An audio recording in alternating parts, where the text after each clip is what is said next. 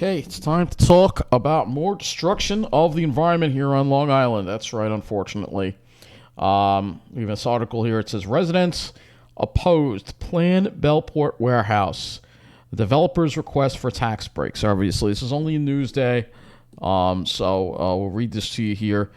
And it says, Karen Orkadon left and Dennis Nix stand on vacant land at the intersection of Station Road on Sunrise and Sunrise Highway in Bellport, where a warehouse is being proposed, and they are against this plan. Good for them. And you can see, look, there are Pine Barrens there, obviously, so we'll show you where the area in question is. It is over here. So this is the area right here that they want to knock down about 53 acres of woods here to build this. And you can see, we'll take a look at it on the street view here. And you can see here, there are Pine Barrens here. Look at all that trash too. This area doesn't get respected at all. See, this is the problem that we have here. But yeah, these are all Pine Barrens. So all this will be knocked down, unfortunately. And it says here available. So there you go. Just another area that has not been preserved or taken care of by our lovely Suffolk County government and our lovely New York State. So let's get back to the article here. So it says, a Bellport warehouse proposal is facing opposition from residents who say too many such facilities are flooding the community. Yeah, the warehouses, that's the problem. They're dumping them all in Bellport, again, because it's not it's really North Bellport, all right? Because, again, it's not a certain demographic there, so they're going to put all the warehouses there. So it says, opponents of the plan proposed by international real estate agent giant Ares Management Corporation told Newsday they also opposed the developer's request for tax breaks from the Brookhaven Town Industrial Development Agency. Sounds familiar? The IDA, just like Riverhead, saying that they could cause lost revenue for the South Country School District and other agencies. By applying to the IDA, it's stripping money from the libraries, schools, roads, our public use of space. Lisa Semville of East Patchogue told Newsday, the amount of jobs they're bringing is not enough to pay for the taxes they won't be paying. It doesn't add up. Ares wants to construct 3 buildings totaling 523,000 square feet on vacant land at the intersection of Station Road and Sunrise Highway. This $121.4 million facility would open in April 2024 and would employ about 130 people with an average annual income of $37,000, according to the company's IDA application. Now, tell me how anyone on Long Island could survive on an annual income of $37,000 without some type of assistance. The application did not identify potential tenants, and Ares spokesman declined to comment. The company, a publicly traded firm affiliated with Denver-based Ares Industrial Real Estate Fund, and you know why I hate these people, all right, holds $334 billion in assets, according to a September 28th company news release. Ares is seeking a 15-year payment in lieu of taxes or pilot plan from the IDA. Ares would pay $90,588 in each of the first 5 years, rising to $250,000 annually for the next 5 years. Payments would increase to 20% annually for the last 5 years. The IDA could reject the request or modify it to boost the pilot payments. Supporters of pilot plans say they help encourage economic development and job creation. A date for the IDA has not been set. IDA Executive Director Lisa Mulligan declined to comment. The warehouse requires site plan approval from the Town Planning Board. Brookhaven Town Board approval is not required because the site is zoned for industrial use. In a statement, according to Newsday, South Country School District Superintendent Antonio Santana took no position on the proposal but said district officials would review the plan to determine its potential impact. Bellport area residents said the Ares plan adds to a deluge of warehouses and distribution centers either proposed or built in the community in recent years. I'm thinking it's not a good fit for the community, said Dennis Nix of North Bellport. That company is only going to bring more trucks, more traffic, and more dangerous stuff to the community. Yeah, that's right. They're dumping all the trucks and all the problems there. They don't put them in Sayville because those people in Sayville are mostly white. North Bellport is mostly minority. Karen Orkadon, it's just another example of environmental discrimination. And we've talked about all these junkyards they want to build in Brentwood, too, by the way. in the past. Kerim Okadon, a physician and community activist from Brookhaven Hamlet, said fumes from trucks serving the warehouse could exacerbate high rates of asthma in the area. And we've already seen that people of color have a much higher rate of asthma because of the industry placed in their communities. So this is environmental discrimination, environmental racism, basically. It's up to the town to protect the residents, Okadon told Newsday. The idea is that this is an industry that needs any sort of financial assistance is insane. Joanne Neal, co-chair of the Greater Bellport Coalition of Civic Groups, said she likes that the warehouse would create jobs, but she said there has to be more dialogue about this whole tax exemption thing. It's something we can negotiate. If they're flexible, we're flexible. And so this is the area here. Northeast corner of Sunrise Highway and Station Road, Bellport. 53 acres, 3 buildings, 523,000 square feet. And, this is all they're going to pay their workers. That's not enough to live on Long Island. So I don't know how they're going to live. But this is exactly what I mean. This is not bringing high-paying jobs to Long Island. Not at all. It's going to be low-paying jobs that people aren't going to be able to survive in. And these Pine Barrens are going to be gone. So another area of Pine Barrens gone on Long Island. So this is the area right here. The northeast corner right here. You can see all that green. Those are all pitch pines there. And all that will be knocked down. That's right. And eventually they'll work on the rest of this too. And they're already trying to work on in here too, I'm sure. This used to all be Pine Barrens too. And then they built a bunch of these centers over here off Sawgrass Drive and whatnot. It's another area here. And I'm sure these Pine Barrens here could be next to be destroyed, perhaps sooner than later here on Long Island, because the thing Long Island does not appreciate the Pine Barrens like we do. At least the people in power don't, because again, Wall Street runs everything. So let's go and keep you posted on the latest on this horrible plan that's going on in Calverton. There's another article I want to read to you. As you know, they want to build an air cargo logistics hub in Calverton planned by... All right, so now they're saying that there will be an air cargo transit... Oh, this is going to be... You know how many trucks are going to be going through the Pine Barrens here? So it says the 555 affiliate in a $40 million land deal with the town of Riverhead presented updated plans for the Riverhead Industrial Development Agency yesterday that would transform... This article is as of September 22nd. That would transform the Calverton Enterprise Park into a regional air cargo logistics hub for package delivery services to consumers on Long Island. So again, we're going to destroy lots more Pine Barrens. Most of the jobs are going to be low paying, and we're going to have nothing to show for it except more destruction.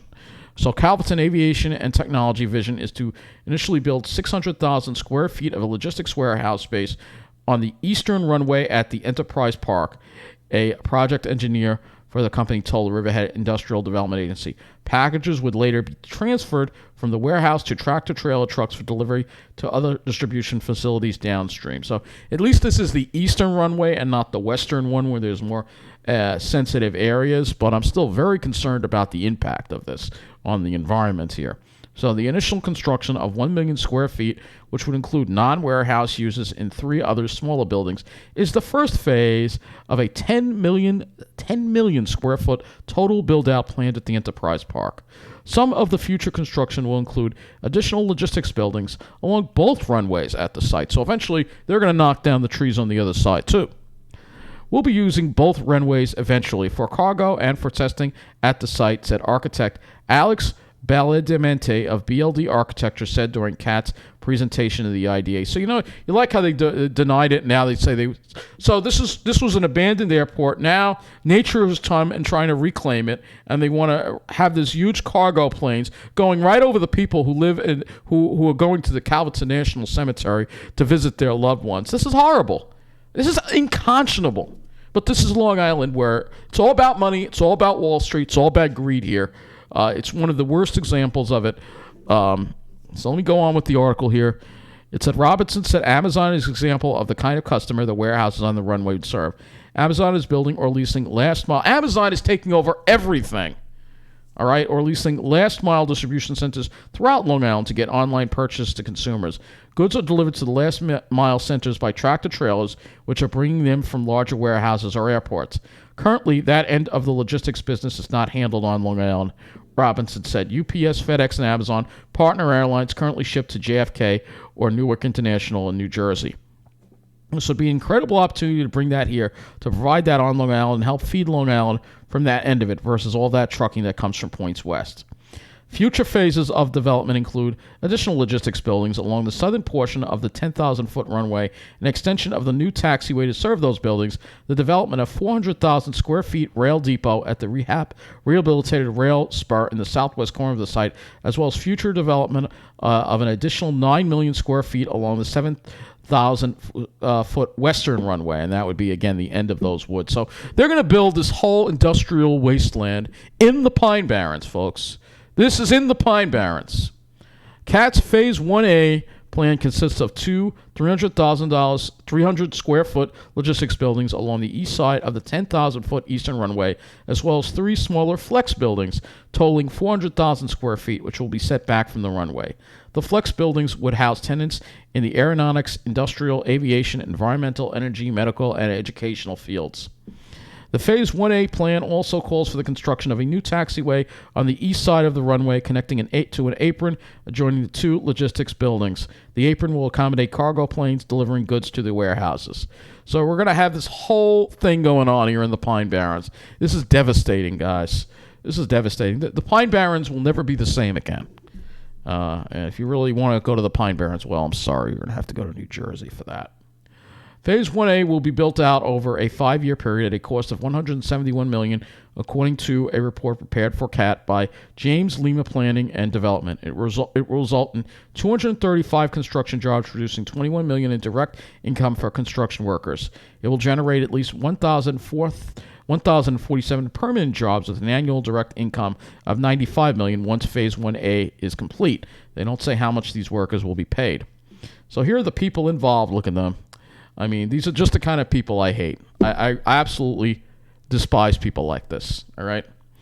The ripple effect of the new economic activity will produce hundreds more jobs in the region, according to the Lima report, which concluded in the overall regional economic benefit of Phase 1A will be $540 million to $1.2 billion. Again, we don't know how much the people are getting paid because when we've looked at the article I just read, they weren't paid very much. How are they supposed to survive on Long Island with those salaries? The logistics facilities, which can compromise 60% of CAT's Phase 1A development plan, were not previously discussed by the company during other presentations. At qualified and eligible sponsor hearings held by the town in 2018, required to allow the town to convey property in a designated urban renewal area absent a bidding process. CAT focused almost exclusively on aerospace and aviation uses planned for the site once the home of Northrop Grumman. All right, and that it was an active airport for the military. It manufactured and tested military aircraft for the U.S. Navy from the 1950s until the mid-1990s. But now, as you know, it has been over 25 years now that this area is trying to return to nature, and we have so precious few little spaces on Long Island. But again, all they see is the money. They don't care about the pines. The demand for logistics facilities has grown. And now, when you're going to be in the Pine Barrens, you're going to hear the planes coming and going, these big cargo planes. It's not like military jets. It's going to be big cargo planes coming in and out of the Pine Barrens. The Pine Barrens is going to be over when this happens, guys. All right? It's going to be over. And you know where I'm going to have to go live. So the demand for logistics facilities has grown with the burgeoning online shopping trend, which has ramped up exponentially as a result of the COVID-19 pandemic. But CAT's architects in April 2019 prepared a document showing 10 million square feet of development spread along 10 massive buildings along 2 runways. That document, obtained through a Freedom of Information law request to the State Department of Environmental Conservation, contains drawings labeled as proposed development plan showing the new taxiways and 400-foot wide aircraft parking areas between the runways and the buildings. CAT attorney Chris Kent of Farrow Fritz said at the time the 19-page document, which was titled Calverton Habitat Review, did not represent a development plan, but a very initial concept of how we're going to lay it all out, and was intended to show the DEC how the company's proposed habitat protection plan would work for the site. The design of the proposed development allows the preservation of more contiguous lands, both grasslands and woodlands. While the town is conveying 1,644 acres to CAT, only about 600 acres are considered developable by the DEC, of which the remaining 1,000 acres would be considered environmentally sensitive and are set aside for preservation. Use of the site for cargo air purposes is an idea that dates back more than 3 decades. In 1990, while Grumman was still operating there, the FAA said it was ready to fund a study to examine the possibility of turning the Calverton site into a commercial hub for cargo and possibly passenger sites. It was an idea that the FAA touted for some time in the early 1990s, sparking... So this sounds very familiar, what we're reading.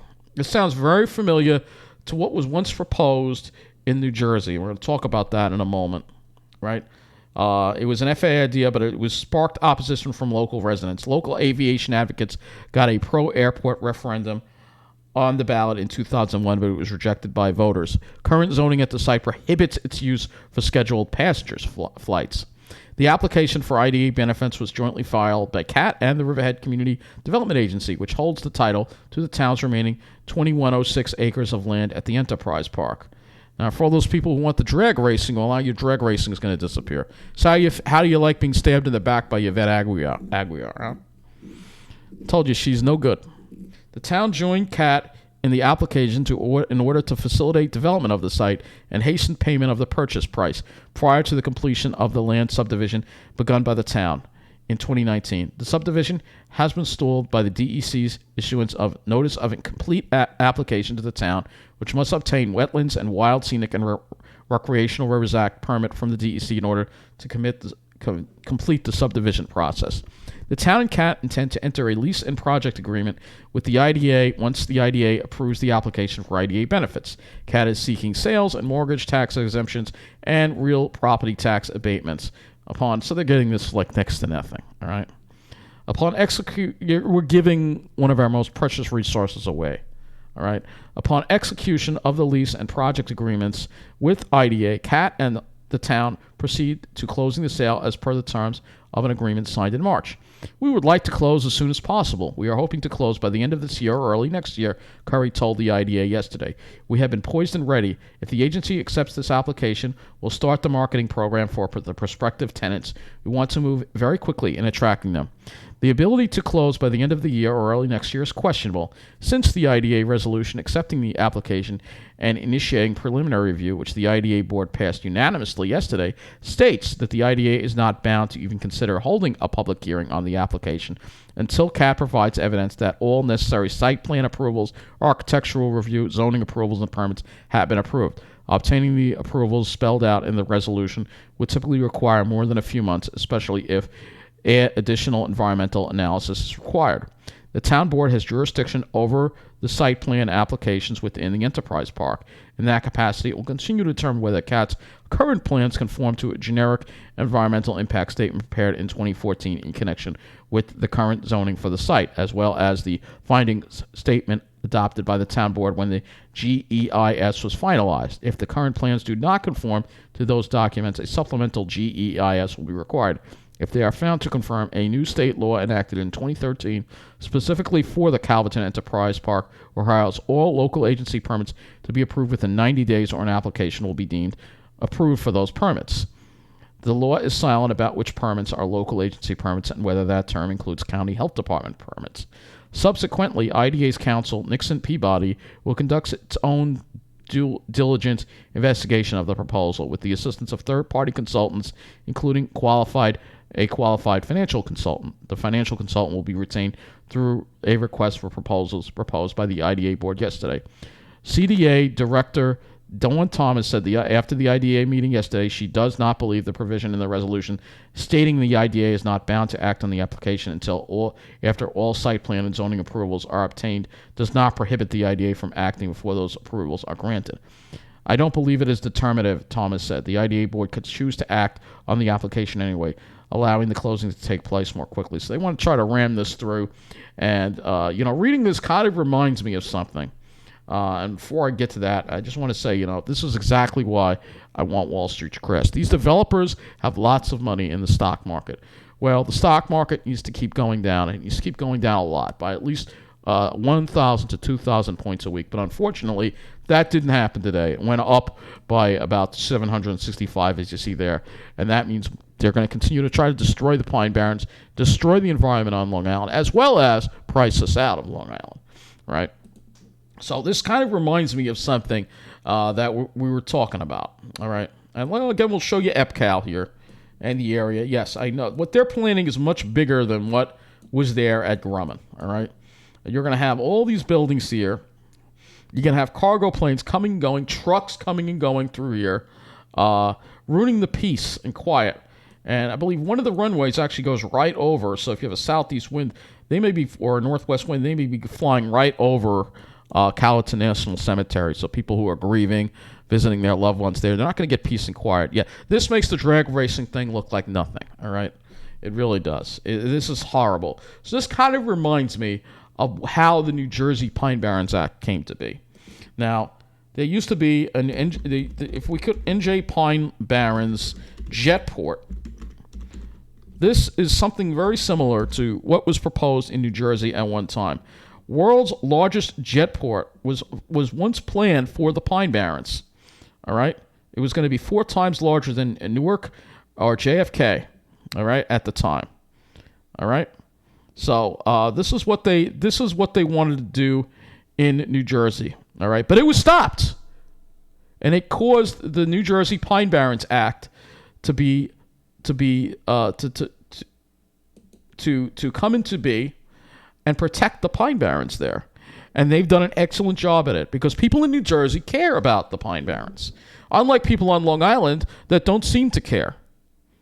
And so this makes really, really me irate. So unfortunately, this is an APP article, which I believe is, we can look at the PDF here from Pinelands. All right, so this is the Pinelands Preservation Alliance, which, by the way, is so much better than our Pine Barren Society. But like everything in Jersey, it's better. All right, so they wanted to build this huge jetport here. All right, and there was a big plan for it. I'm going to include this in the links too. All right, so they wanted to build this huge jetport, but it was stopped, and it resulted in the Pine Barrens Act in New Jersey. All right, because the government there got involved and stopped it. But nobody is stopping what's going on in EPCAL here in New York. Governor Kathy Hochul isn't doing anything. None of our state legislatures are doing anything. The Pine Barrens Society sort of hints to it in the best of the rest, but they don't really go and target EPCAL specifically. So if this gets built, say goodbye to the Pine Barrens. Say goodbye to the Long Island Pine Barrens. We won't have a Pine Barrens because the pollution, the construction, it will never be the same again. Even if you don't want to hike at EPCAL. If you want to hike in this area here, for instance, you're going to have these cargo planes and trucks going and creating pollution. It's not going to be quiet here anymore. You're not going to be able to enjoy the peace of places like Robert Cushman Murphy Park or Otis Pike Preserve. Or even in Mattaville, there's going to be this is going to be a tremendous disturbance to our environment. Even Brookhaven State Park, it will never be the same again. This happens.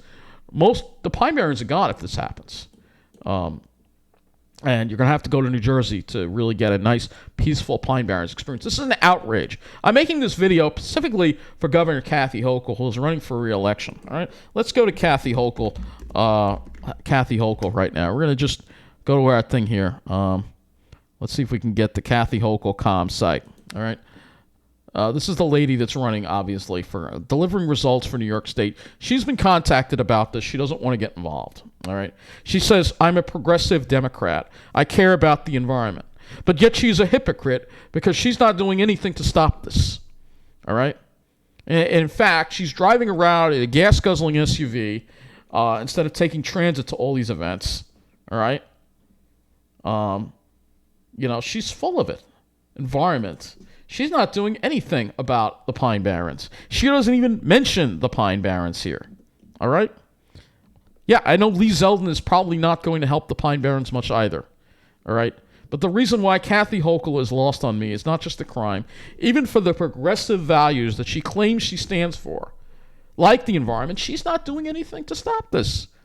If I was the governor, I would issue an injunction and I would get the state to seize this land here with eminent domain. This would be, the DEC would come in and say, you cannot develop this, and this is going to be seized, eminent domain, and the town is not going to be able to do anything about it. All right? Because the state government comes in and says, eminent domain, that's it. It goes. But no, that's not happening. This is a prime example of why the state needs to come in and use eminent domain for the sake of conservation. All right, not just for the Pine Barrens, but our drinking water. But they're not doing that. They're just beating around the bush, and they're not doing anything like that. Now, we know Lee Zeldin isn't going to stop it either because he's a Republican, and Aguilar's a Republican, and he's not going to go against his own party. So the Pine Barrens of Long Island are an endangered environment, folks. And this is just another example of it. And, whenever I see articles like this, I know, hey, I can spin my wheels here and I say, oh, yeah, I don't want to leave Long Island's home. But the Pine Barrens are the most important thing. And once they're ruined, I have no reason to stay here on Long Island anymore. I will gladly go and I'll shut up and go live in New Jersey. Once the Pine Barrens are gone, there's no reason to be here anymore.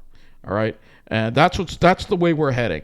All right? Kathy Hochul, you should be ashamed of yourself. You're the one getting called out because you're supposed to be progressive. Same thing, Steve Ballone. Steve Ballone, let's go to him. He's the Suffolk County executive. All right? He's supposed to be, let's see if we can get to his, that's right, his site is actually down because Suffolk County has been down for a while now.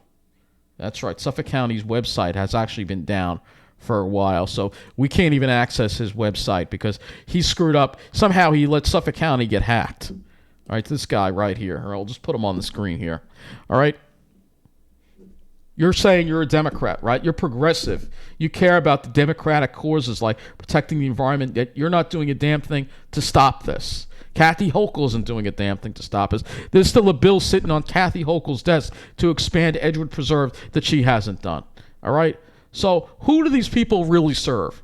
They're not Democrats in the sense of the Democratic Party you used to think of. No, they're Wall Street limousine liberal snobs. That's what they are.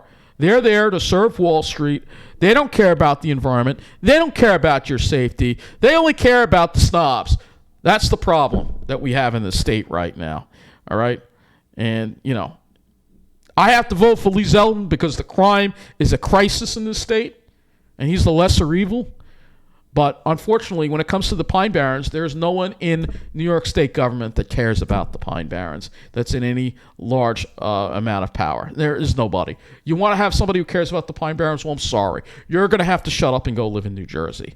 And that's the problem that we have. So in making this video, I'm hoping that maybe somebody, Kathy Hochul, maybe you get through your thick head to do something about this and stop this horrible plan for what amounts to a big jetport in the middle of the Long Island Pine Barrens. They stopped it in New Jersey. Why can't we stop it here, Governor? I think that's going to wrap up this video. Thank you for watching.